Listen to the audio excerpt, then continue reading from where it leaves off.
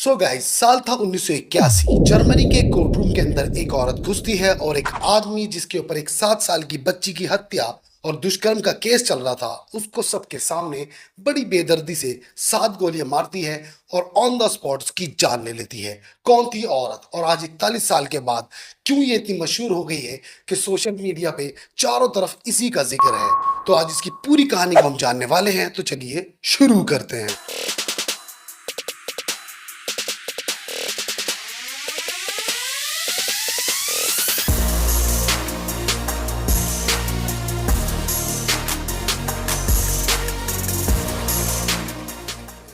तो ये दास्तान है मैरियन बैचमेयर की। मैरियन बैचमेयर कौन थी और क्या थी उनकी कहानी।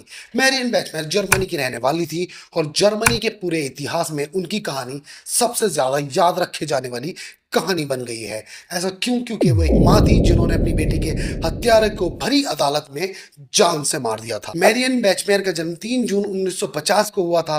वो जर्मनी के लोअर सेक्सोनी हिल्डोशाइम के पास एक छोटे से शहर सोरास्टिड में पली बड़ी थी, जहां उनके माता पिता सेकेंड वर्ल्ड वॉर के बाद पूर्व पर्शिया से यानी ईस्ट पर्शिया से भागकर आ गए थे। नवंबर 1972 में बैचमेयर ने एक छोटी सी मासूम सी बच्ची को जन्म दिया जिसका नाम था एना। 1981 में वो तब सुर्खियों में आई जब उन्होंने अपनी बेटी के हत्यारे को भरी कोर्ट में सबके सामने गोलियों से भून दिया था। अब जानते हैं उस व्यक्ति के बारे में जिसने मैरियन बैचमेयर की बेटी एना बैचमेयर की हत्या की थी। उस व्यक्ति का नाम था क्लास गैब्रिस्की।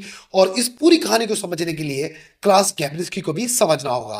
वो एक 35 साल का आदमी था जो पेशे से एक कसाई था और एक सजा याफ्ता अपराधी था, जो पहले भी 2 लड़कियों के यौन शोषण के मामले में जेल जा चुका था। 1976 में गैब्रोस्की ने वॉलेंट्री केमिकल कास्ट्रेशन के लिए अप्लाई किया था। अब ये केमिकल कास्ट्रेशन क्या होता है? बाहर की कंट्री के अंदर जो यौन शोषण के मुजरिम होते हैं, जो लड़के के साथ दुर्व्यवहार करते हैं और बार बार पकड़े जाते हैं, उनको ये केमिकल दिया जाता है जिससे वो नपुंसक हो जाते हैं। तो उसने इसके लिए वॉलेंट्री खुद ही अप्लाई किया, ये दिखाने के लिए कि मैं इससे बचना चाहता हूँ। लेकिन ये सब उसका धोखा था, क्योंकि उसने बाद में इस चीज को रिवर्स करने के लिए दवाइयाँ खाई थी। मतलब आप समझ सकते हो कि वो कितना चालाक था। अब जानते हैं मैरियन की बेटी एना बैचमेयर के साथ क्या हुआ था।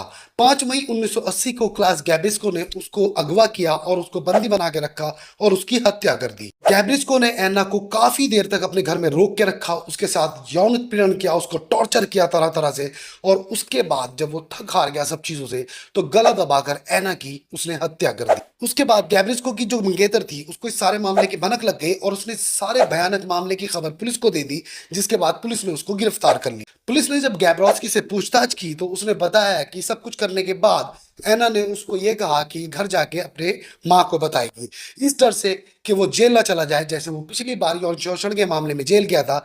उसने उसकी गला दबाकर हत्या कर दी। तो कुल मिला के बात यह है कि उसने ये कबूला कि उसने जो उसकी हत्या की है वो इस वजह से कि वो दोबारा जेल ना चला जाए। हालांकि इस तरीके की प्रवृत्ति के जो लोग होते हैं, जब उनको किसी को मारना होता है तो कोई ना कोई बहाना ढूंढ ही लेते हैं। उसको मारना था तो उसने मार दिया। अब आते हैं मैरियन बैचमेयर के ऊपर वापस। 6 मार्च 1981 यानी गैब्रोस्की के मुकदमे के तीसरे दिन सुबह 10 बजे के करीब मैरियन ब्लूबैक डिस्ट्रिक्ट के कोर्ट रूम में अपनी बेल्टा 70 पिस्टल लेके किसी तरह अंदर आ गई। उसके बाद बैचमैन ने गैब्रोस्की के ऊपर 8 गोलियां चलाई, जिसमें से 7 उसकी पीठ में लगी और वो लगभग तुरंत ही मर गया। फिर उन्होंने अपनी बंदूक को नीचे किया, सरेंडर कर दिया और कोई भी प्रतिरोध नहीं किया और उनको पकड़ लिया गया। इस मामले ने जर्मनी में एक बहुत बड़ी बहस को छेड़ दिया। जर्मनी के लोग 2 गुटों में बट गए, जिनमें से एक ने कहा कि एक माँ होने के नाते उन्होंने बहुत ही अच्छा किया, और कुछ लोग बोल रहे थे कि ये कानून को अपने हाथ में लेना है। इस सब का नतीजा ये हुआ कि बैचमेयर को हत्या करना और हथियार रखने का दोषी ठहराया गया और उनको 6 साल की सजा हुई।